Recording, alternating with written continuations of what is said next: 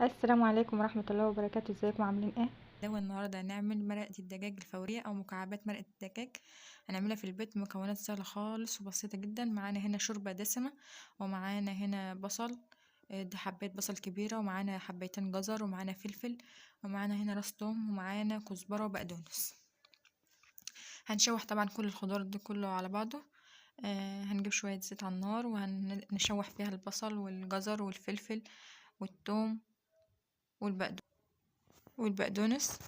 في ناس طبعا بتحب تطبخ الحاجات دي كلها في قلب الشوربة من غير ما تديلها تشويحة، ودي عادي مفيش مشكلة.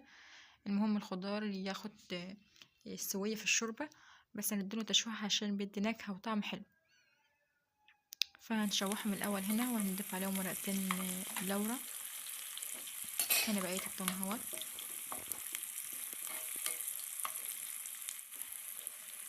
نضيف بقدونس وكزبرة،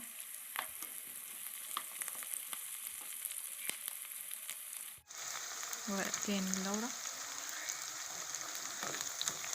هنفضل نشوح فيهم كده لحد ما يدبلوا كده، وبعدين نضيف عليهم الشوربة.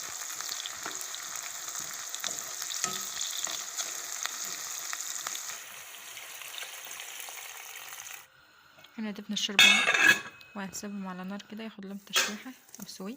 هنا حباية الطماطم دي انت ممكن تضيفها في الاول خالص وانت بتشوحي الخضار كله، وممكن تحطها هنا في الشوربة وتسيبهم يستووا على نار هادية كده. ومن المنظر ده كده بعد ما استوت خالص هنضربهم طبعا في الخلاط خالص لغاية ما يبقوا بالشكل ده كده. خلاص يبقوا سائل خالص كله يتضرب في بعض. وبعدين هنا هنيجي على نار وهنجيب كوباية زيت، كوباية دقيق، كأننا رايحين نعمل بشاميل، بس بدل ما نضيف اللبن هنضيف المكون اللي احنا عملناه في الخلاط ضربناه دلوقتي.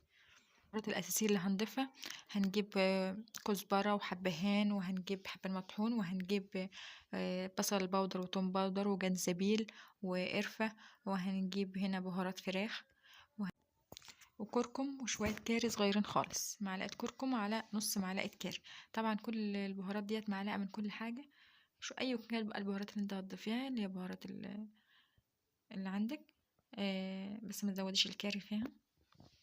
وطبعا ديت بعد ما نديها نفس القوام ده، بيبقى قوام ايه، لا ماسك قوي ولا خفيف خالص، يعني قوام كده. هنجيب الاسباتيولا وهنسويها في صينيه علشان لما تبرد هنوديها الفريزر. ديت بعد ما طلعناها من الفريزر وقطعناها مكعبات كده،